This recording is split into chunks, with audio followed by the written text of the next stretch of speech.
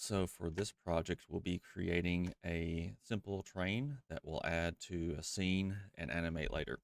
So let's start by selecting all of the objects and deleting those. Next, open the Add menu by hitting Shift A, go to Mesh, then Cylinder. Let's go ahead and open the property shelf by hitting N, go to the dimensions, Z, change that to 0.5. And that will make our train base kind of skinny. Now let's look at it from the top by hitting 7 on the number pad. Next, switch to edit mode. And we want to select this back half and delete that. Now in solid view, it only selects the top and not all the way through. So I'm going to switch to wireframe, which is this button. Now when I drag and select, it will get the top and the bottom. Notice how I'm not getting the vertices on the green y-axis, just the ones to the left. Once you have them selected, hit delete and then vertices. Let's switch back to solid view. And we now need to recreate the top and the bottom. When we deleted those vertices, it took the top with it because all of these vertices were used to make the face. So I'm going to select this top left and then shift select the top right.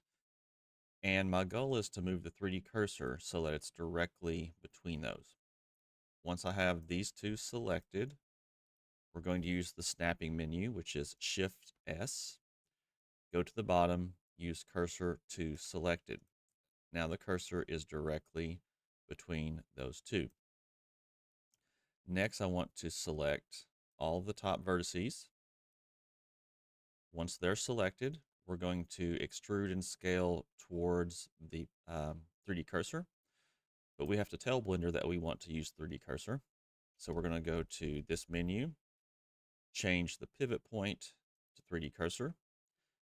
Once you have done that and you have this top section selected, we'll hit E to extrude, S to scale, and come in about 3/4 of the way and left click. Repeat that, E to extrude, S to scale, and come in kind of close to the 3D cursor.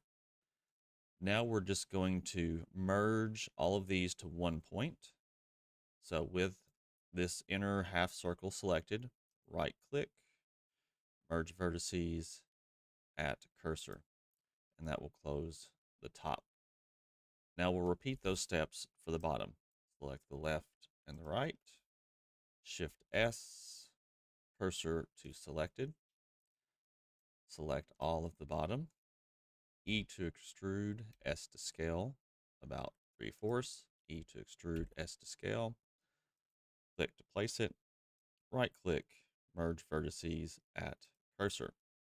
And now that will close off that area. Next, let's switch the pivot point back to the default, which is medium point. Next, we're going to mirror this. To start, let's hit A to select all of it. I hit 7 on the number pad to look at it from the top. G to grab X and move it over on the X axis. Now that we have it away from the center origin point, we're going to mirror this on the other side. Go to the Properties panel, go to the Modifier tab, click Add Modifier, and search for Mirror. And now we have a copy there on the other side. Next, go to the settings of the mirror modifier and change or enable clipping. Now select all the vertices on this outside open area. So there should be a total of 2, 4, 6, 7, 8, 9, 10, or 6, 7, 8, 9, 10. Yes. It's 7 on the number pad, so you're looking at it from the top.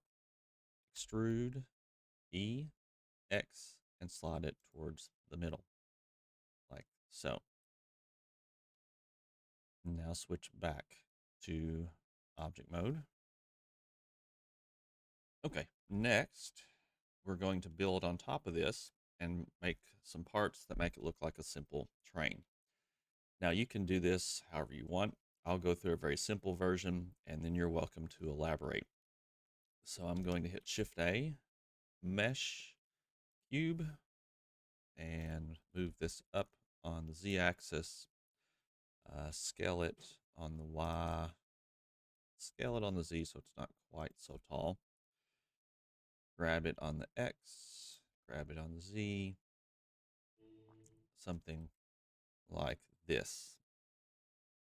Next, I'll add a mesh cylinder and let's rotate this on the Y-axis 90.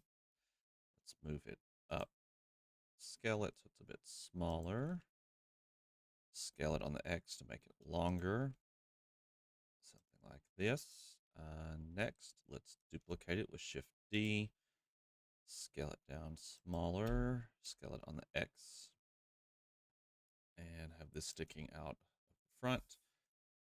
And let's duplicate the cylinder again, rotate it on the Y90, grab and kind of have it sinking down here for the smoke stack.